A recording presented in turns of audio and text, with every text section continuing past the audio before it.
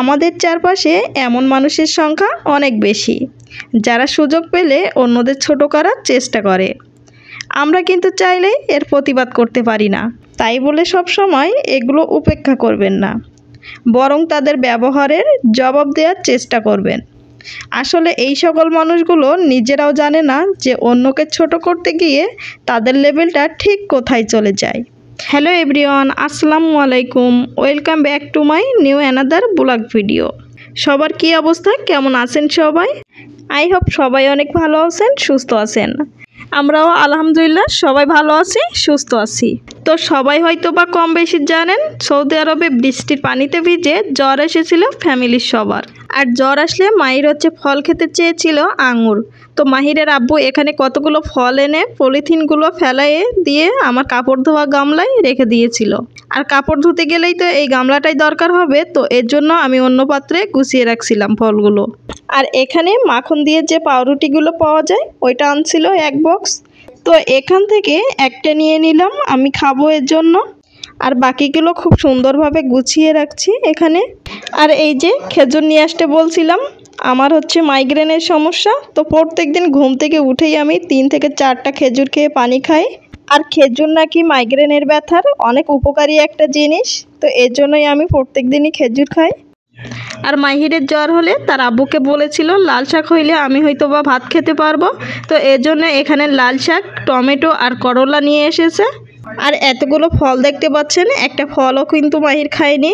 তো কোনো রকমে মাহিরকে আমি একটা মালটা কেটে দিয়েছিলাম, সে সেখান থেকে এক পিস খেয়েই তার ভিতরে পানি ঢেলে দিয়েছিল। জ্বর হইলে তো সবারই মুখের রুচি কমে যায়, তো মাহির বলছিল যে ফল নাকি টক কিংবা তিতু লাগছে, এর জন্য কিছুই খাইতে চাচ্ছিল না। আর এই যে এই ফলটার নাম কি আমি জানি না, তবে আপনারা জানলে অবশ্যই আমাকে কমেন্টস করে বলবেন। তো যাই হোক, বেশি কথা না বলে আমি এখান থেকে একটা পাউরুটি খেয়ে নিই।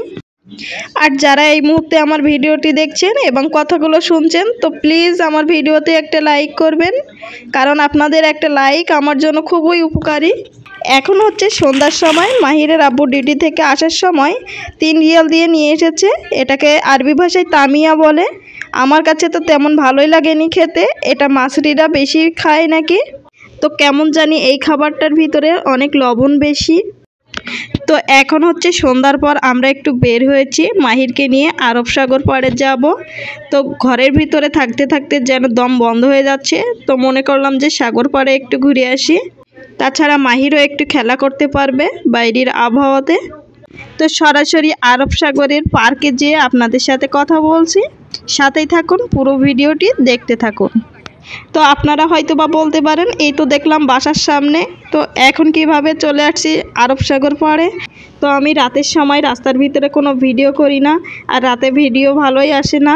তো এই তো আরব সাগর পাড়ে আমরা বসে আছি। এখানে দেখুন আরব সাগরের পানিগুলো কেমন চকচক করছে রাতের টাইমে। দেখুন এখানে মাহির কিন্তু একা একাই দৌড় দিচ্ছে সাগর পাড়ে এসে। আর রুমের ভিতরে সবসময় শুয়ে বসে থাকতেও ভালো লাগে না, এর জন্য বাচ্চাকে নিয়ে একটু সাগর পাড়ে চলে এসেছি রাতের টাইমে। তো সাগর ধারে দেখুন সাদা বালু ফেলানো আছে, এই বালির ভিতরে বাচ্চারা কিভাবে খেলা করতেছে। তো বাচ্চারা এখানে খেলতে থাকুক, তার ভিতরে আমি আপনাদের কয়েকটা কমেন্টসের উত্তর দিয়ে দিব। আশা করছি আমার কথাগুলো মনোযোগ দিয়ে শুনবেন আপনারা। এমডি রোহান আইডি থেকে আপু লিখছেন, আপু তুমি কেমন আছো, ভিডিও দাও না কেন? তোমার ভিডিও অনেক ভালোবাসি, তোমার ছেলে কেমন আছে? এই তো আমার মিষ্টি আপু, আপনার জন্য অনেক অনেক শুভকামনা রইল আমার পক্ষ থেকে। এই তো আমি আপনার কথা মতো আরও একটি ভিডিও দিয়ে দিলাম আপনাদের জন্য।